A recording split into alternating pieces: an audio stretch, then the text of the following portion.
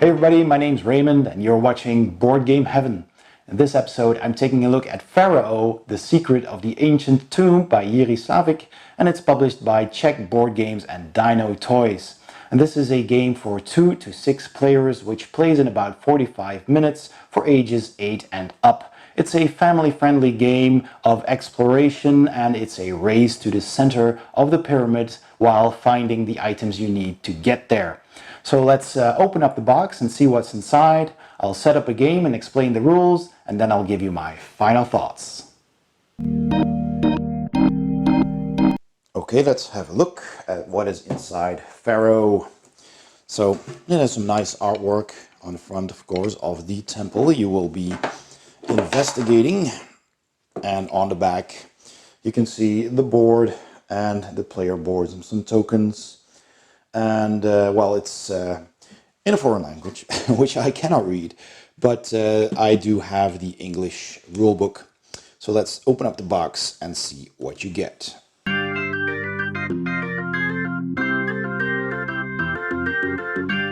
Okay, so inside we have these standees bases for your characters. There is a 6-sided wooden die. The rulebook here, it's a Czech rulebook, I guess, but I do have the English rulebook as well. And these are the player boards, and as you can see, they are actually, they have puzzle pieces, because you will be collecting these artifacts and adding them to your player board. So you can punch these out. So they have, oh, they're actually, these are double. So there's 2 of these. Oh boy, I have to be careful. So there we go. Oh, they come out rather easily. So there we go. Like that. Just toss the frame. And these are the player boards then, with their puzzle pieces. So they've got a nice illustration. It's kind of like a comic book style. And it is quite a family-friendly game. So here we go, there's another explorer, the yellow explorer. There's a green explorer and a blue explorer. And a 5th and 6th, even red and a black explorer board. So we have all those with their colored bases, of course. We have a Ziploc bag, so we can store all of these tokens and puzzle pieces, which is great. There's another one here, and oh, there's several actually. So that's good, we get several of these Ziploc bags. So all those components don't fly around in your box. We've got these reference boards, which also are not in English in this copy of the game that I got. So I'll have to find something on the internet. And these are all the tokens of the things you're going to find in the temple or the pyramid. Where here we have the standees of all these investigators, these explorers. Double-sided. All right. Then we have the board itself and the edges. So you can put these on the board to have a smaller game area, but you can also leave them out to have a bigger game. So let me just flip that open. This is 1/2 of the board, and these will go in here in the lighter corridors if you want to play a shorter game, but you can also leave them out and play a bigger game. So as you can see, it already has this edge glued on. So here's the double board, so that's nice. So this is 1/2 of the board, a couple more edges here, and the second half, and of course they just puzzle together like this.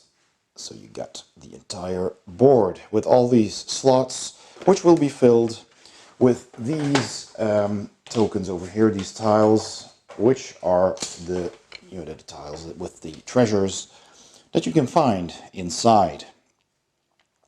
So there's several of those. This is the side you will be seeing when you're setting up the game. And here is another board of tokens and another bigger board. So we've got 3 of those punch boards. That's everything that's in the box. It's got a nice insert, a nice color as well. So with some hieroglyphics, some icons. Okay, I'll set up a game and then I'll explain the rules. To set up a game of Farao, you take the game's board, you fold it open, it comes in two pieces, and you put it together like this into these puzzle slots. And if you're playing the beginner version, you take 4 of these L-shaped corners and just simply put them on the board like so to create a smaller player area. If you're playing the small pyramid, you take these 5 colored inscription tokens and you put them near the board. And if you're playing the advanced version without these L-shaped parts, you also take these 2 inscriptions with the turquoise border. For the small pyramid, you take all the tiles that do not have these Ankh symbols on them. You just put those aside, you shuffle all of the tiles, and then you place them randomly on the board, filling the entire field. If you're playing the advanced version, simply take all of the tiles, mix them up, and start putting them on the board randomly until you've filled everything but the central spot. Once you've finished doing that, take the burial chamber and put it with the closed walls face up instead of this side in the center of the pyramid. Next, you take all of these tokens, and for the regular version you take all the yellow ones and you turn them upside down, and they only turn up yellow side once they've been discovered. And for the advanced version, you also take the turquoise tokens and also put them next to the board, and again with the gray side up. There's also a cursed tile token that you keep nearby. Keep the die on the center of the table. Finally, give each player a player board and 3 matching standees, and you're ready to start playing. First, determine who starts the game, usually the youngest player. Then your play continues in clockwise order. The player who manages to collect all 5 inscriptions and adds them to their player board like so, and then manages to make it to the center of the pyramid first, wins the game. In the advanced version, you can choose to add these 2 inscriptions as well, and then continue playing until you found all 7, or just pick 5 out of 7 before being able to enter the burial chamber. Each turn, a player simply rolls the die and moves that many pips along the board. So when you start, you can start at one of the 4 entrances at the corners of the board, and that already counts as the first of your steps. So if you roll the 4, you can start anywhere, say here, and you can go 1, 2, then flip a tile, and then orient it any way you want, like this for example, and then continue your move. So 3, then I could go either here or here. So let's say I'm going here, then I could orient it any way I want, as long as I can enter that tile, and then finish my move 4. Any items you encounter along the way get triggered. I'll explain those later. So then the second player takes the die and rolls it, and for example wants to go 1, 2, 3 and stop there. And each player has 3 archaeologists, so you can on your next turn move that one as well and start exploring from different corners too. Whenever you turn a tile, you must move onto it, and sometimes you will find items that help you, but sometimes you may encounter deadly traps. Let's say it's the blue player's turn. That player rolls the die and wants to explore further. So he rolled a 5, turns over this tile, turns out to be a straight hallway, so he can move 1, but then he encounters a wall, so he cannot continue. The same applies if you enter into a dead end, then you also stop, because you cannot use your remaining points to move back. Once you hit a wall, you stop. The same happens when you walk into an obstacle or a trap and you don't have the item to counter that. You also have to stop your turn there. You can never explore or move diagonally. So aside from stopping you, some obstacles are traps that can kill you. So for example, if this player rolled a 2 and goes here and then explores this tile and it's a snake, then he has to move into the newly explored tile the snake bites him and he is incapacitated, which means he's dragged out of the pyramid and placed off the board again. But on the next turn, that player can use that archaeologist again to enter through one of the entrances again and keep exploring. Whenever your explorer explores a tile and enters it that has one of those inscriptions, you take the matching colors inscription and add it to your player board. If you explore a tile that has a different item, you just move there, look at the stack that has that item, you flip over that stack and you take the top item and add it to your player board as well. And that item has now been discovered, so people will know that that is available. You can only have each different item once. Items have two uses. They either protect you from the obstacle that needs that item. So for example, if I have the chicken leg over there and I walk into this obstacle, he's hungry there, thinking about chicken leg, then you can still continue your movement because you have that item. But you can also consume an item and discard it back to the stash to have several different effects. Now, archaeologists are very competitive, so players can also rob and attack each other. So for example, if this archaeologist were to enter the same spot as this archaeologist, then he would attack that archaeologist and take one of their items, if they have any, and add them to their own board as long as they don't own that item already, and then that player is also removed from the board to be entered again later. If there are two archaeologists in the same spot and another one enters, then he tags both those archaeologists, they get both taken off the board, and he can take one item off of each of their boards as long as he doesn't own those already. And remember, you must always walk the amount of pips you roll unless you bump into a dead end or a wall, or you get stopped by an obstacle or killed by a trap. Ancient inscriptions cannot be robbed. They are locked in place on your player board, and once a player has 5 different inscriptions, they can try and make their way to the center of the pyramid and enter the ancient tomb. Whoever enters the burial chamber first flips over the tile so that now the chamber is open and any player can enter, even if they do not have all the inscriptions. As soon as one of your archaeologists enters the burial chamber, then that player does not continue the game, and when the last player enters the tomb with the archaeologist, the game ends. This simply determines second, third, and fourth place. The advanced version of the game plays exactly the same, it just has more tiles and more traps and obstacles to overcome, and it has 2 extra inscriptions as well, though you can still just collect 5 different colored inscriptions before you can enter the central tile, or you can prolong the game by collecting 6 or all 7 of them. So the last thing you need to know how to play this game is what all the tiles and the traps and everything and the tokens do. So aside from the regular passageways, which are straight, corners, crossings, T-sections and dead ends, you of course also have all of these inscriptions, and they are always dead ends, and these two are only used in the advanced game, indicated by the Ankh symbol. If you discover the map tile, you can reveal any unexplored tile in the pyramid, turn it over, rotate it in any direction you want and put it back down. If you have chosen a tile next to your archaeologist and you still have some points left for a move, you can move on to it unless you face the wall towards your archaeologist.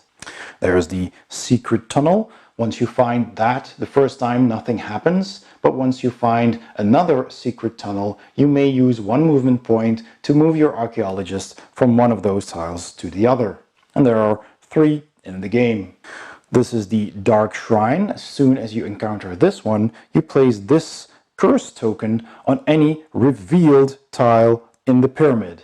And if it's already in play and somebody else or yourself enters this room again, you can just take that curse token from its current location and place it somewhere else on another revealed tile.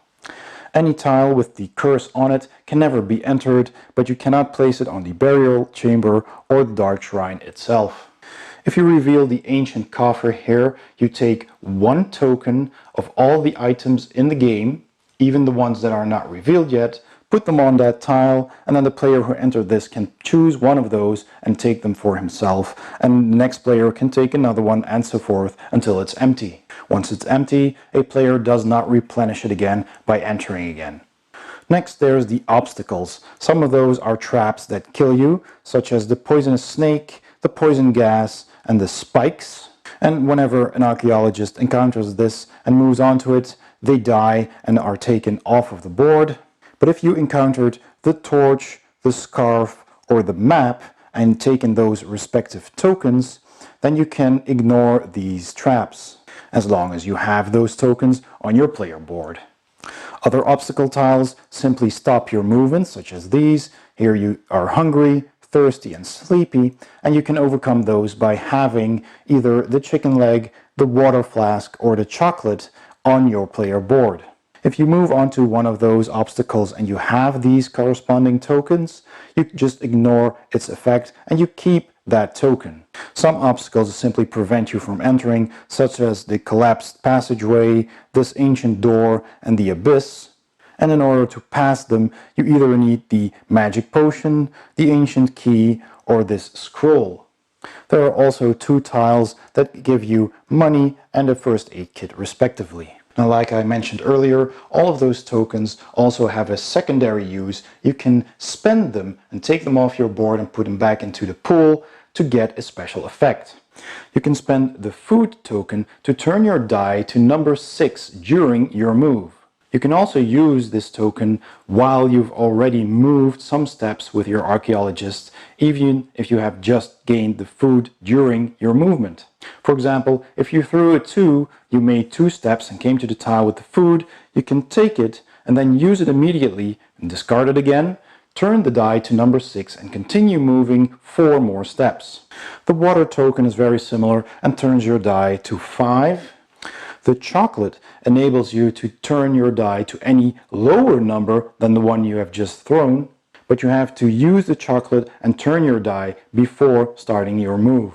The scroll or papyrus of the dead is a very powerful item, and you can use it to bypass the abyss, but you can also discard it, and then for the rest of your move, you move around the game board regardless of walls, obstacles, and revealed or not revealed tiles. The only tiles you cannot enter are the burial chamber, if it's not already opened, and the tile with the curse. You can walk through covered pieces, but you can't look at them or turn them over, and you can also not end on them. As normal, you can't move diagonally or backward to the tile you came from, and you also have to use up the whole dice throw. And while you're ethereal like this, you cannot pick up any items on the tiles you pass through. Items that affect only your archaeologist may be used, but only the last tile of your turn influences you. The torch can be discarded to explore all neighboring unexplored tiles which are not separated from you by a wall, and then you may choose to enter any one of those if you have any movement left. The scarf can be discarded, and on that turn you can move back the way you came. And the map token can be discarded to secretly look at 2 not revealed tiles anywhere on the game board, and when returning them you may swap them around, but you leave them hidden.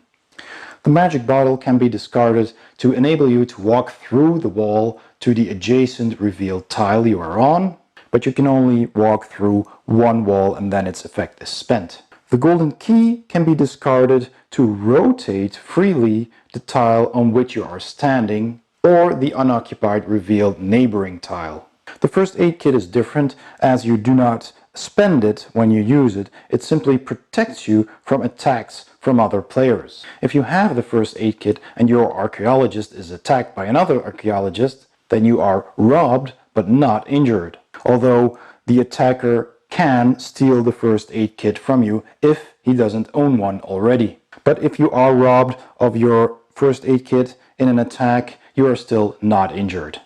And finally, there's the money token, with which you can buy any of those tokens except the magical ones, which are the magic bottle, the ancient golden key, and the scroll of the dead. The other items you can buy by discarding your money token and getting one of those. All of these tiles and tokens are also explained on the player aid, which unfortunately I do not own in English, but it's a handy little sheet that you can place on the table to reference all of these. And that is all you need to know about playing Farao. Let's go to my final thoughts. So my final thoughts for Farao Secret of the Lost Tomb by Czech Board Games. Well, let me start by talking about the components. So what you see here is all the components, and the cardboard that these components are made of is nice and thick. So all of the components are of an equal thickness. The board is double layered, so you can keep all of these tiles neatly organized, and these edges make the board smaller, and they're also of equal thickness. So that all works really nicely. The tokens are of the same thickness as well, and they're all very well produced. It looks like all the tiles and all the tokens and everything is punched correctly and centered. Everything matches up really, really nicely. The printing is good, the colors really pop, so it's a very colorful game. The board is very sturdy, it all fits together nicely. Also these puzzle pieces that you can clip into your player boards, it all fits really wonderfully. And everything is color-coded and has icons. The turquoise tokens are only used in the expanded game, and you have these map pieces, these inscriptions that also have a turquoise edge. There's two of those that you also do not use in the shorter version of the game. And everything here being tokens and icons means that the game is actually language independent, which is also a plus, except of course for the rules and the reference sheet. So the presentation of the game is also very good. Like I said, the artwork is very bright, it really pops. It has a cartoony style, it's very family friendly, and it looks very adventurous with these archaeologists. You feel kind of like a bit of a Tomb Raider or Indiana Jones kind of vibe here, but it's really fun. The rulebook is short and easy to follow. It only has like one page for the setup. It has 4 pages of rules, which explains the entire game, the shorter and the advanced version, and then it has 4 pages that explain all the tokens and all the tiles that you will be using. So that brings me to the gameplay. Being short in rules, it's very easy to learn and very easy to teach. It plays very quick, turns are fast, you just roll your die, you move around, see what you find, flip over tiles, maybe use some of your items to manipulate the game. That's also a lot of fun. And it's a great game to play both with adults, but especially with kids. It's a lot of fun that early on in the game, you're just trying to find a path and you're collecting items onto your board. You know, you got all those items, but at some point, you won't be needing them anymore because you've got all the paths, almost all of them laid out, and you've figured out where the inscriptions are. Maybe you've collected most of them and you're thinking, okay, now I just need that last inscription. I may even know where it is already. I just need to get there quick. So I'm going to use some of those tokens to pass through walls or to manipulate some tiles, etc. And it's really fun to see when you're playing this with children, they tend to hang on to their stuff because they can use that. And then somehow, somewhere along the game, somebody is spending them to manipulate tiles and to pass through walls and to do that kind of stuff, to manipulate your dice rolls. And they catch on quickly and they start doing that as well. And that's just a lot of fun that I've discovered while playing this game.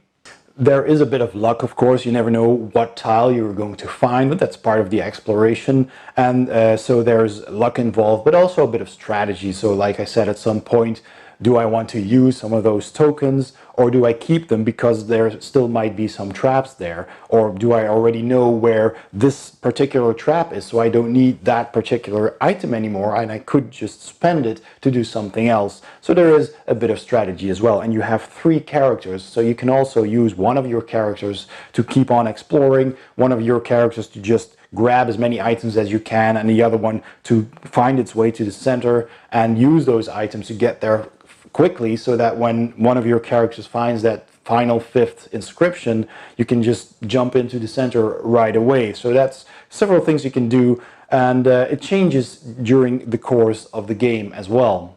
So in the end, it's a light but fun game of exploration and a bit of a racing element there to get there to the center first with all the inscriptions.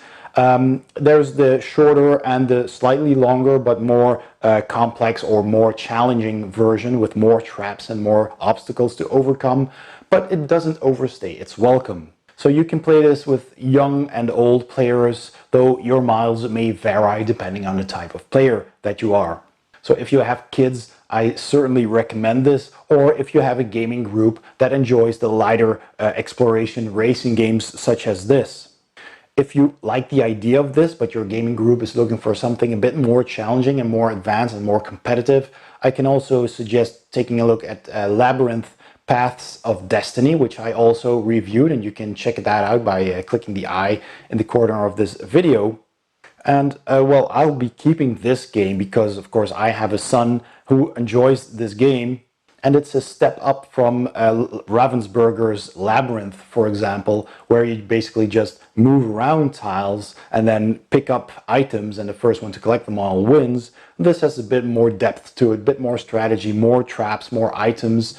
And so there's a lot more to do, so it feels like a step up when your children outgrow certain games and they want a bit more challenging fun, then this is certainly something worth checking out.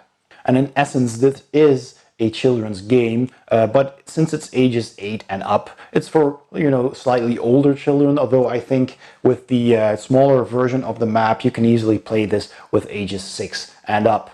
And like I said, depending on the type of gamer you are and your gaming friends, you might actually enjoy this as well with the full game at any age.